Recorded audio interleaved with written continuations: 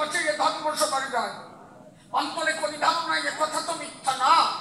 আপনারা একজন ভক্ত দাঁড়িয়ে বলেন তো কার গলায় তুলসীমালা সেখানে পাই টু পাই জবাব চাই আছে এই জায়গায়। আচ্ছা বলেন দেখি আমার দ্বারে কি নাম দিয়েছিল মহাপ্রভু এ সংসারে? কি নাম দিয়েছিল মহাপ্রভু যখন জীবের তরে? বলেন আমার একজন বলেন কি নাম দিতে এসেছিল মহাপ্রভু? আর কয়জন প্রশ্নটাই বসলো? ব্যাপারটা কি? কোন জায়গায় মহাপ্রভু বলে নাই হরে কৃষ্ণ কৃষ্ণ কৃষ্ণ হরে হরে, হরে রাম রাম রাম হরে হরে। কোনোভাবে মহাপ্রভু বলে নাই কোন শাস্ত্রের ভিতর। বইয়ে দিলে কেন ইয়ে করে? দোষটা খালি খালি দি মহাপ্রভু। মহাপ্রভু কোন দোষ না, উনি যা দিয়েছিল কয়জনে তা বুঝেছিল। মহাপ্রভু পরিষ্কার শ্রী শ্রী চৈতন্য ভাগবত 98 পেজে পরিষ্কার মহাপ্রভু বলে দিয়ে গেল। কি বলেছিল মহাপ্রভু? বলেছে তাই 16 নাম 32 অক্ষর তন্ত্র, হরিনাম হচ্ছে মহামন্ত্র। যারা হরিনাম বলে সেইটা হচ্ছে মহামন্ত্র, আর 16 নাম 32 অক্ষর হচ্ছে তন্ত্র। মানে একজন মানুষ যদি সাধক হতে চায় একমাত্র হরিনাম ছাড়া তার কোনো গতি নাই। মহাপ্রভু পরিষ্কার বলেছে হরের নাম নামাইব কেবলাম কলাও নাস্তেব্য গতির অন্য থা। হরিনাম ছাড়া কলিজীবের কোনো গতি নাই। এবং পরিষ্কার ভাবে মহাপ্রভু বলেন 16 নাম 32 অক্ষর তন্ত্র, হরিনাম হচ্ছে মহামন্ত্র। কয়জন বৈরাগী তাই করে? তাহলে 32 অক্ষর করো কেন জোরে জোরে? এই জন্য কোনো কাজ হয় না ওর ভিতরে। তাই মহাপ্রভু চিন্তা করলো যা দিয়ে গেলাম তা তো কিছু হলো না, অন্তরে করি ধারণা আমার পুনরায় না আসলে হবে না। শুধু তাই না, মহাপ্রভু নিজে মুখে বললো তাই যারা মালা টিপে হরিনাম করে এদের থেকে যারা উচ্চ কণ্ঠে হরিনাম করে তারা 100 গুণ ফল লাভ বেশি পায়। লেখা আছে কোন জায়গায়?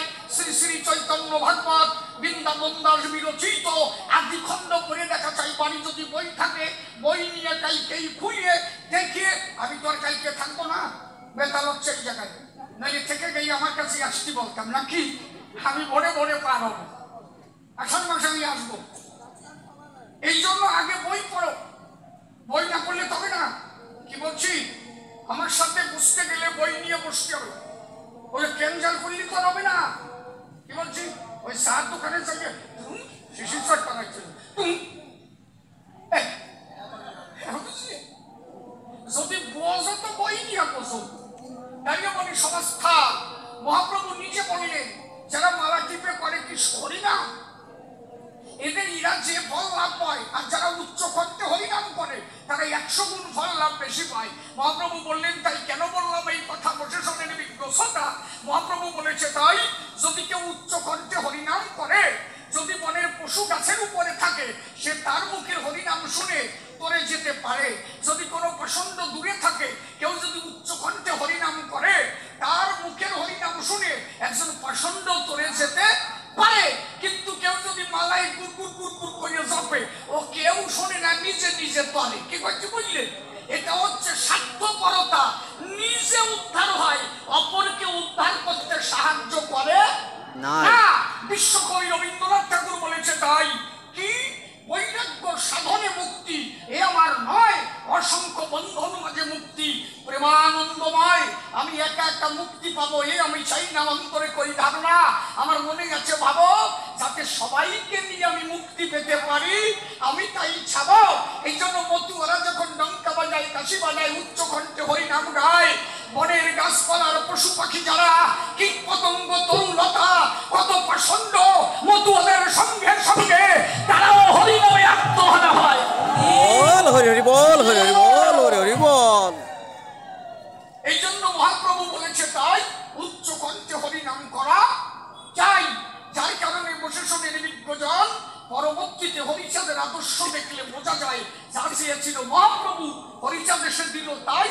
মূলত মতুয়া মতবাদ বৈষ্ণব মতবাদ এর মধ্যে কোনো পার্থক্য নাই।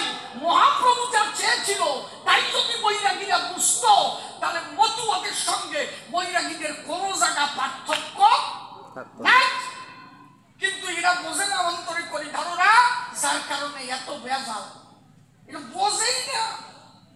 দাঁড়িয়ে বলি সভা তলে বসে শোনেন জ্ঞানী দলে আমার ঠাকুর বলেছে কীর্তনে গান আছে, দেখো রে ভক্ত তো লোক মনের পুলকে ভজন মন্দিরে হরি যশবন্তের নন্দ আছে না, দেখে যাও ঠাকুর সেবা নিচ্ছে, দেখে যাও, এর মধ্যে কোনো ভেজাল নাই। আর দেখবা বইয়ে দিরা করে কি দরজা টরজা দিয়া বাইরে, আমাদের মধ্যেও কিছু কিছু আরম্ভ হয়েছে, ঠাকুরের দরজা টরজা দিয়ে ভোগ পিছন দিয়ে দেবে, ঘরের মধ্যে ঠাকুর যেন না দেবে। বলে বলে ওরা কি মনে করে, এরা কি বোঝে, ঈশ্বর সত্তা কি, এইটুকু যদি বোধ থাকতো তাহলে কেউ দরজা দিয়ে ভোগ সাজাতো কেন? ভগবান সবার সামনে খেতে পারে না? অন্তরে করি ধারণা এ কথা তো মিথ্যা না। পুত্র বাইরে রেখে বাবারে ঘরে খেতে দিলে বাবা ঘরে খায় না। বাবা যদি সন্তান নিয়ে খেতে যায় দাঁড়িয়ে বলি সবার খায়, মনে করেন পিতার সাথে সন্তান গেছে কোনো এক জায়গায়, এক জায়গা দিয়ে বলে তাই সেই গৃহস্থ কর্তা খেতে দিল, বাবারে ঘরের মধ্যে থালায় ভোগ দিল, আর ছেলেটারে বাইরে রেখে না খাওয়া এসিড করে রাখলো। বাবা কি বলবে? বাবা মনে মনে বলে তাই এর বাড়ি আর খেতে আসার আমার প্রয়োজন নাই, আরে আমার না দিয়ে আমার ছেলেটারে ঠিক মতো দেয়, তাতে আমি আনন্দ পাই, কারণ ঈশ্বর বলেছে তাই। ভক্ত আমার মাতা পিতা, ভক্ত আমার গুরু, ভক্ত আমার নাম রেখেছে মঞ্চা কল্পতরু, ভক্তের হাতে প্রেমের তুড়ি যেদিকে ঘুরাই সেই দিক ঘুরি, ভক্ত আমারে খাওয়াইলে খাই, ভক্ত আমার না খাওয়াইলে উপবাসী যাই। তাহলে ভগবান তোর ঘরের বউ না, ওনার সামনে উনি কেন সামনে খেতে পারবে না? এই যে না, ঈশ্বর সবার সামনে খেতে পারে, তার ভক্তদের মান্য দিয়ে আনন্দ আরো বাড়ে। ভক্তদের রেখে বাইরে ঘরের মধ্যে ভগবান একা একা কিছু খেতে পারে? হরিচাঁদ ঠাকুর নিজে বলেছে তাই, সেটা মোড়াকান্দিতে তথায় যায় 36 জাতে প্রসাদ খাচ্ছে এক পাতে, মতুয়াদের কোনো ভেজাল টেজাল নাই, এক জায়গা খায়। আমার ভগবানও যে জায়গায় ভক্ত সেই জায়গায়। আর দিনা দেখি যে দরজা দিয়ে ওই মাংসা মুখ কয়জনে খাবে, আর বাইরে যে কয়জন এরা খিচুড়ি খেয়ে সিটে পড়ে থাকবে। এর কোন ধর্ম কয়? অন্তরে করি ধারণা এসব ধর্ম মতুয়া ধর্মে নাই। মতুয়ারা একমাত্র সাচ্চা মতবাদ নিয়ে চলে, বসে শোনেন জ্ঞানী তবে যেখানে বিধিমার্গ দিয়েছে হুয়ে একমাত্র প্রেম ভক্তি। পুত্র যদি প্রেমিক হয় দাঁড়িয়ে বলি সবার খায়, পুত্রের এত খাবারও পিতা খায়, খায় কিনা? ভাঙা বিস্কুট যদি পুত্র খায় দাঁড়িয়ে বলি সবার খায়, ওই লালা বিস্কুট বিস্কুট পুত্রের গালে থাকে, ওই লালা অবস্থায় যদি বাবার গালে দেয়, বাবা কিন্তু ওই লালাটুকু খায়। কেন? বাবা মনে মনে ভাবে তাই যে কি অমৃত, এর থেকে অমৃত আর কিছু নাই। তাহলে ভক্ত যদি প্রেমের ঘরে নিজে খেয়েও কিছু দেয় তবে ভগবান তাই আর সাধন করে। আর যা করো কতটুকু ভগবান গ্রহণ করে, সে যা চায় সেই প্রেম দিয়ে ডাকলে দরজা দেওয়ার কোনো দরকার। প্রেমিক হলে তারে পাওয়া যায়, একমাত্র প্রেমিক হওয়া যায়। এই জন্য শ্রী গোসাই বলেছিলেন সে যে প্রেমিক পেলে করে কোলে, প্রেম শূন্য দেখলে লুকায়, মনের মানুষ ধরা মন্দে ফেরা মুখের কথা নয়। যা করলে তারে পাওয়া যায় সেই জায়গা হাত নাই, খালি খালি দরজা দিয়ে ঘন্টা বড় শেষ করো, ওর দ্বারা ভগবান প্রাপ্তি নাই। অন্তরে করি ধারণা বসে শরীর সতী যারা এইভাবে কোনো ধর্ম চলতে পারে না। প্রকৃত ধর্মের ডেফিনেশন সাম্যবাদী, যেখানে কোনো ভেজাল চলবে না, যা হবে প্রকাশ্যে। মতুয়া ধর্ম কোনো গোপনীয়তা নাই, আমি বলি সবার ঠাই যেটা মহাপ্রভুর মধ্যে ছিল। মহাপ্রভু যা দিতে চেয়েছিল, মহাপ্রভুর মধ্যে এত সুস্মার্গ ছিল, দেখাতে পারেন কোনো জায়গায়। ভাবাচ্ছন্ন হয়ে মহাপ্রভু যেদিন বৃন্দাবনে যায়, আমি বলি সবার ঠাই মহাপ্রভু যেদিন সমুদ্রের কুল দিয়ে হরিনাম করতে করতে যায়, দেখাতে পারি সেই জায়গায় মহাপ্রভু বৃন্দাবনের পথে যেতে গোয়াল ঘরে ঢুকে গেল, গোবরের ভিতরে গড়াগড়ি যায়। মহাপ্রভুর তো কোনো সুস্মার্গ নাই, গোবরের মধ্যে মহাপ্রভু করলো গড়াগড়ি, বসে শোনেন নরনারী ভক্তরা মহাপ্রভুকে গিয়ে তেল জল দিয়ে চৈতন্য দান করে বলে তাই প্রভু গোয়াল ঘরের মধ্যে আপনি করেনটা কি? মহাপ্রভু করলো বর্ণনা, এটা সে গোয়াল ঘর, তো আমি জানি এতে গোয়াল ঘর, এই আমি জানি না। ভক্তরা বললো তাই, তাহলে আপনি জানলেন কি? মহাপ্রভু বললো তাই। এই গোয়াল ঘর থেকে একটা গরু যখন হাম্বারমে ডাক দিল, আমি রাস্তা দিয়ে যাচ্ছিলাম, তখন আমার ভাবনা জাগলো তাই হয়তো মধুর বৃন্দাবনে গোবিন্দের বাঁশরীর তালে গরুগুলো হাম্বারমে ডাকিছে সদাই। আমি বৃন্দাবন ভেবে গড়াগড়ি দিয়েছি, এটা যে গোয়াল ঘর আমি ভাবি নাই, বৃন্দাবন ভেবে দোলায় গড়াগড়ি দিয়েছি আমি গোবিন্দ। তাহলে মানুষ কত ভাবাচ্ছন্ন হলে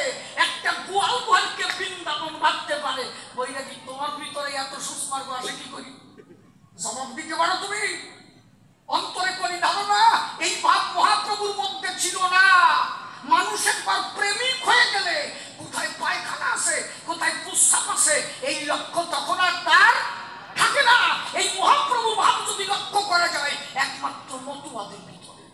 দেখবো ওরা কান্দি মতুয়ারা যায়, কত কাঁচা গু কাঁচা পায়খানা, পাকা রাস্তায় প্রস্রাব আছে না পায়খানা আছে সেই ভাব মতুয়ারা রাখে না। ওই পাকা রাস্তার উপর দিয়ে গড়াগড়ি যায়, কাদার মধ্যে দিয়ে পায়খানার মধ্যে দিয়ে মহাপ্রভুর ওই ভাবাদর্শ নিয়ে জয় হরি বল বলে মতুয়ারা গড়াগড়ি যায়, প্রেমানন্দে হরি বলে সেইভাবে মতুয়ারা চলে। প্রকৃত বৈষ্ণব হলে মতুয়ার ভাবাদর্শ সে একমাত্র বুঝতে পারে বিশ্ব, তার কাছে আর কোনো পার্থক্য কথা বোঝা যাচ্ছে আমার কি? এই জন্য বিশুদ্ধ বৈষ্ণবের ভাব আর বিশুদ্ধ মতুয়ার ভাব বিন্দু মাত্র পার্থক্য নাই। তিন বেলা স্নান করে যদি বই রেডি হতো, এত পরিষ্কার পরিচ্ছন্নতে যদি কৃষ্ণ পাওয়া যেত, তাহলে রোহিদাসের মতো বৈষ্ণবের চামড়ার ভিতরে গঙ্গা উঠত। জবাব দিতে পারো? ভাষায় এত সুস কেন? ওম পুষ্টি কুরুত্থায় নম কি ভগবান কে পেয়েছে কবি দেখাতে পারো? যে ভগবান পরাত্তরে রূপ সনাতন ত্যাগ করেছিল বৃন্দাবন, নিজের প্রাণ ভব রূপ আর সনাতন যিনি বসে শুনে নিয়ে নিপুণী রাজার রাজভবন ত্যাগ করে কৃষ্ণ প্রেমে মাতোয়ারা হয়ে ছুটে গেলেন। তাই মনে সমর্থায় কতখানি ভাবাচ্ছন্ন হলে কৃষ্ণ পায়, এই জায়গাটা লক্ষ্য করা লাগে। সেই ভাবটা মতুয়াদের ভিতরে। সনাতন যখন গিয়ে নদীর কূলে দাঁড়ায়, অন্তরে করি ধারণা এ কথা তো মিথ্যা না, আমার তারকের লিখনই তো ভুল হয় না। আমার তারক লিখেছে না গৌর প্রেম লেগেছে জানে, গৌর প্রেম লেগেছে জানে, আছে না? সনাতনের কুম্ভীরিনী পান করে গৌর প্রেম লেগেছে জানে। সনাতন গিয়ে নদীর কূলে দাঁড়ালো, একটা কুম্ভীর এসে সনাতনকে পার করে দিল। সনাতন মনে মনে ভাবলো তাই হয়তো গোবিন্দ আমার জন্য একটা ডিঙি নৌকা পাঠাইয়াছে, হয়তো গোবিন্দের আমার প্রতি সদয় হয়েছে। কুম্ভীরের উপরে উঠে সনাতন পার হয়ে গেল। সনাতন কখনো বুঝতে পারলো না যে আমার এই কুম্ভীরে পার করে দিচ্ছে।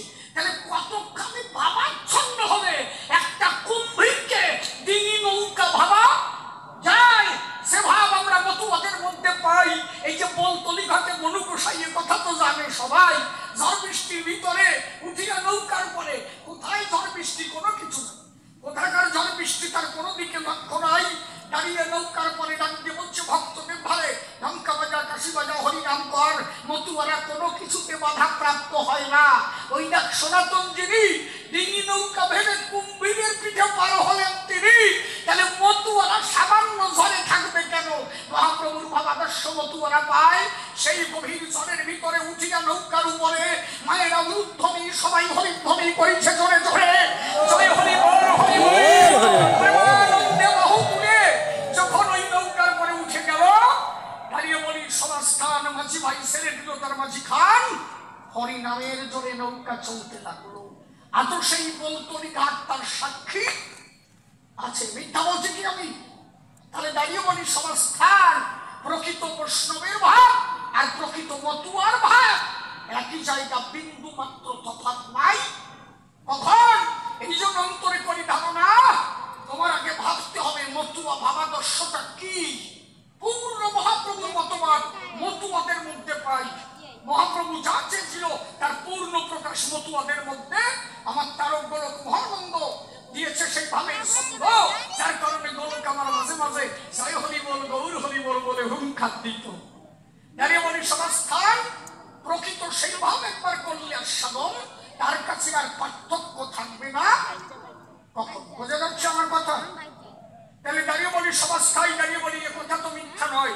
তারপরে যা বলেছে ধর্ম সবাই আর কি মহাপ্রভু একটু বেশি এই যুগে এসে দিল।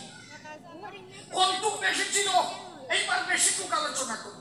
এত সময় তার ভাব টুক মানে বৈরাগীরা যেটা ধরতে পারে নাই, যে ভাব দিতে মহাপ্রভু এসেছিল সেইটুক ধরতে পারলো না, তাই পুনরায় তাকে এসে সেই ভাব বহিঃপ্রকাশ করলেন। মহাপ্রভু কোনোদিনই নাম করেন। মহাপ্রভু সদা সর্বদা বলতেন হরে কৃষ্ণ হরি বল, ওরটাই বলতেন হরে কৃষ্ণ হরি বল। যদি বলেন হরে কৃষ্ণ কেন বলতো, হরে কৃষ্ণ কেন বলতো, এইটা নাম না। হরে কৃষ্ণ বলতো কেন? এইবার আমার কথা শুনে। মহাপ্রভু অবতার কৃষ্ণ, কৃষ্ণ যখন মহাপ্রভু হবে গৌর হবে, রাধার কাছে বলল তাই রাধা তোমার ভাব কান্তি দিলা সঙ্গে লোক, আমি এবার গৌর কি কি দেব? ভাব কান্তি বিলাস। এই জন্য তারকে পারো। তারও কি লিখেছে? কি লিখেছে? তুমি সকল রাই প্রেমময়ী, আমি তোমার প্রেমের অঙ্গীকার। ওর মধ্যে লেখা আছে ভাব কান্তি যা উড়াই কিশোরী, কান্তি অঙ্গীকার করি নবদ্বীপে হব দণ্ডধারী। আছে না? তাহলে ভাব কান্তি যাও, কি দিবা? তোমার ভাব, তোমার কান্তি, তোমার বিলাস। কে নিল? কৃষ্ণ। কার ভাব কান্তি নিল? রাধার ভাব কান্তি। তাহলে রাধার ভাব কান্তি নিল কে? কৃষ্ণ। হলো কি? গৌর। তাহলে রাধার যদি ভাব পায়, গৌর যদি রাধার ভাব পায়, তাহলে রাধা যা করেছে গৌর তাই করবে। আমার ভাব যদি কেউ পায়, আমার কাছে কেউ যদি বলে থাকে আমরা মাঝখান থেকে তুমি কবি গান গাবে, তাহলে শিশিরের ভাবে যদি সে পায় সেও কবি গাবে, তাই তো? তাহলে কৃষ্ণ যখন গৌর হলো, রাধার যখন ভাব পেল, গৌর এবার রাধার মতো ভাব নিয়ে চলতে লাগলো। রাধা ভাবছিল কি? হা কৃষ্ণ বলে কান্না, হা কৃষ্ণ বলে চোখের জল ফেলানো। তাই গৌর হা কৃষ্ণ বলে চোখের জল ফেলানো। নাম করত কি? হরিবল। এই জন্য বলতো হরে কৃষ্ণ হরিবল। যেহেতু রাধার ভাব পেয়েছিল তাই হরে কৃষ্ণ, আর মূল নাম যেটা সবসময় বলতো হরে কৃষ্ণ হরিবল। যেদিন খান্ডি বনে গেল, হরিপরি যখন যেদিন উদ্ধার করলো, বনের হিংস্র পশু যখন মহাপ্রভুর পদস্পর্শ পেল, সেদিনও মহাপ্রভু বলেছিল একবার হরিবল। জগাই মাথাইকে উদ্ধার করতে বলেছিল একবার হরিবল। দাঁড়িয়ে বলি সবার ঠাই এই মূল সত্য গেল লুকায়, মূল সত্য বোঝাবার পরে তাই পুনরায় হরি হয়ে এসেছে ওরা কান্দি। আর বাকি ছিল কোন জায়গায়? নিজ আচরিয়া ধর্ম মহাপ্রভু শিখাতে পারেন না। এই বেশি টুকু দিল আমার মহাপ্রভু। হরিচাঁদ হয়ে বলল তাই গার্হস্থ প্রশস্ত ধর্ম, গৃহ ধর্মের উপরে জগতে শ্রেষ্ঠ ধর্ম আর কিছু নাই। নিত্যানন্দের কাছে বহিঃপ্রকাশ করেছিল তাই, কিন্তু নিজে আচরিয়া শিখাতে পারেন নাই। তাই এবার নিজে আচরিয়া ধর্ম শিখাতে অবতীর্ণ হয়েছে ওরা কান্দি গায়। নিতাইকে বলেছিল, নিতাই সন্ন্যাসী হইল যবে ছন্ন হলো মতি। সন্ন্যাসে কি প্রয়োজন? মূল প্রেম ভক্তি।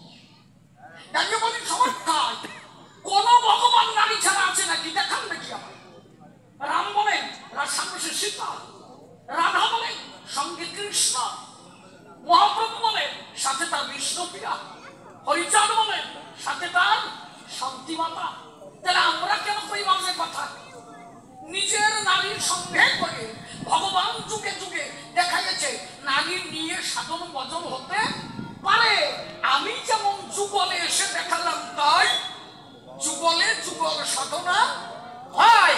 তাহলে বৈরাগী তুমি নিজের বউ ছেড়ে দিয়ে পরের বউর সাথে কুরুক্ষর মারতে যাও কোন জায়গায়? ব্যাপারটা কি?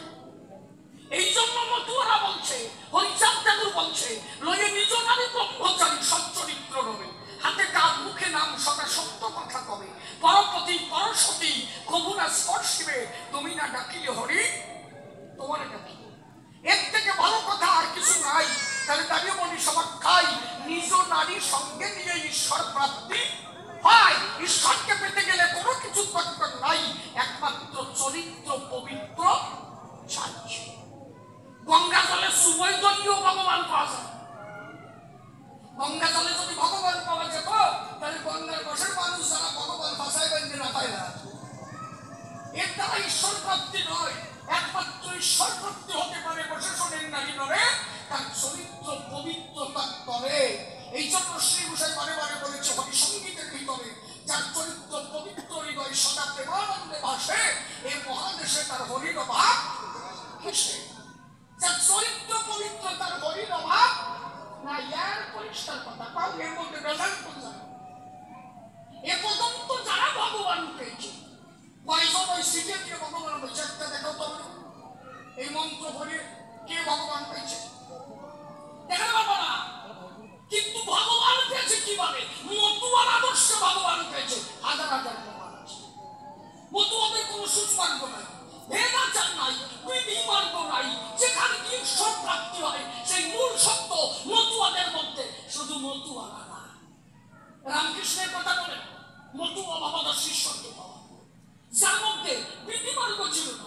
মা বলতে অজ্ঞান হয়ে যেত প্রেমের ভাবে, নামে প্রেমে মাতোয়ারা সেই সমাধ্যায় লোকনাথ ব্রহ্মচারী কবি অরণ্যের মধ্যে সাধনা করেছিল, কেরা গবৎসরা দিয়েছিল সেই জায়গায় জবাব দিতে পারো? ঠাকুর বাবা খেপা শ্মশানে বসে ভগবান প্রাপ্তি হলো, কেরা সেই জায়গায় গিয়ে গঙ্গা জল দিয়েছিল দেখাতে পারো? হীরামন পাগল শ্মশানে গিয়ে সাধনা করতো, সেখানে গবৎসরা কে দিয়েছিল বলতে পারো? মীরাবাই ঘর ছাড়া হয়ে গেল, সেখানে কে গিয়ে মন্ত্র করে জায়গা শুদ্ধ করেছিল? কে ভগবান পেতে এত শুদ্ধ করে ভগবান পেয়েছে? কেউ কোনোদিন পায় নাই। ঈশ্বর প্রাপ্তি হয় পায়খানার মধ্যে থেকে ঈশ্বর পাওয়া যায়। তাই যদি না হয় বিচরণ পাগলা ধামা মাথায় নিয়ে গুড় ধামা মাথায় নিয়ে দাঁড়ায় থাকতো, গুরুচার ঠাকুর এসে পাশে দাঁড়াতো, বলতো বিচরণ ওর বাবা গুড় গন্ধের জায়গায় শোনা। গুরুচার ঠাকুর বলতো তাই তোর সুচরিত্রের গন্ধে গুরুগন্ধ ধুয়ে মুছে গেছে। কি বলবো তোর কাছে? তোর প্রেমের কথা পড়েছি আমি, তোর পায়খানার গন্ধে কিছু আসে নাকি যায়? জয় হরি বল, হরি বল।